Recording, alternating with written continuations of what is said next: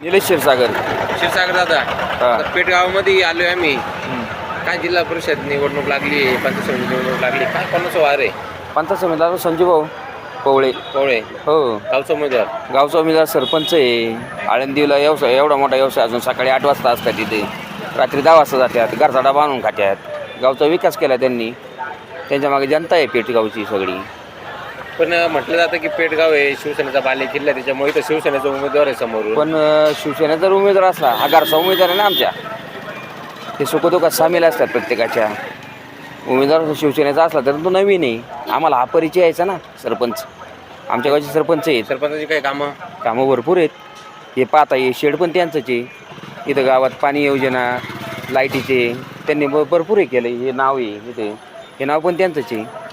त्यांनी भरपूर योजना राबवल्यात तशा सरपंच झाल्यापासून, आणि वैयक्तिक पण लाभ दिला आहे त्यांनी लोकांना.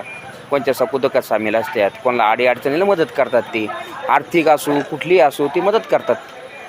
त्याचबरोबर आता जिल्हा परिषदेला 2 उमेदवार असतील, सुवर्णाताई दरेकर असतील किंवा मंगलताई हुले असतील. काही लोकांमध्ये पोचलेत, आले तुमच्यापर्यंत, काय ठरलं? तसं अजून काय ठरलं नाही, पण आमच्या गावचा उमेदवार आम्हाला ठरवलेला आहे. आम्ही पंचायत समितीला गावचा उमेदवार ठरला आहे. वरती पण तुम्हाला 2 मतदान करा, 1 मतदान करावं लागेल. आता आम्ही गावचा उमेदवार म्हणून आमच्या गावच्या उमेदवाराचा विचार करणार ना सर. जिल्हा परिषदेला पण तुम्हाला 1 मतदान करावं लागेल, तर ते काय ठरलंय का? त्याचा आता बाकीचा वैयक्तिक विचार मी नाही केलेला अजून. आता बाकीच्यांनी काय विचार केला ते नाही सांगत, पण मी वैयक्तिक विचार केला. जो आमचा सरपंच आहे तो आमच्यासाठी दिवस रात्र कष्ट करतो, त्यालाच आपण मतदान करणार. पंचायत समितीला तुम्ही सरपंचांना मतदान दिलं, काय हरकत नाही, समजून चालू आपण. पण जिल्हा परिषदेला सुद्धा 2 उमेदवार आहेत, सुवर्णा दरेकर आणि मंगलताई हुले. जे आमच्या तुमच्या राष्ट्रवादीच्या पॅनलमध्ये आहेत आणि समोरून राष्ट्रवादीच्या शिवसेनेच्या पॅनलमध्ये सुवर्णा दरेकर आहे. दोन्हीपैकी एक तुम्हाला कोणाचं पारडं जड वाटतं? ज्यावेळेस आमच्या सरपंचाला कोण मदत करेन त्यांनाच मदत करणार ना आम्ही. समजा ते त्यांच्या बरोबर समजा हे असतील, मुले असतील, तर त्यांना मदत करणार ना आम्ही. जुन्या जे इथं जिल्हा परिषदेचे सदस्य होते दरेकर, त्याची कामं आहेत की या भागात? काही कामं, पण आम्हाला सरपंच महत्त्वाचं आहे. आमच्या दृष्टीने ना आम्हाला आमचं सीट महत्त्वाचं आहे. आजला नवीन माणसाला संधी, नवीन माणसाला माहिती ते जुनेच आहेत ना.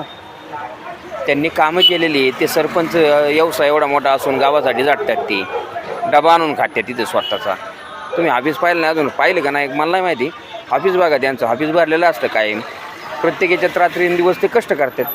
कोणचं सुखदुःख असलं प्रत्येकाला फोन करतात, कोणतं लग्नकार्य असलं, काय अडचणी असलं ते स्वतः पदरमोड करतात. असा विषय नाही ना. चांगला माणूस आहे, चांगला माणूस निवडून द्यावा हीच इच्छा आहे आपली.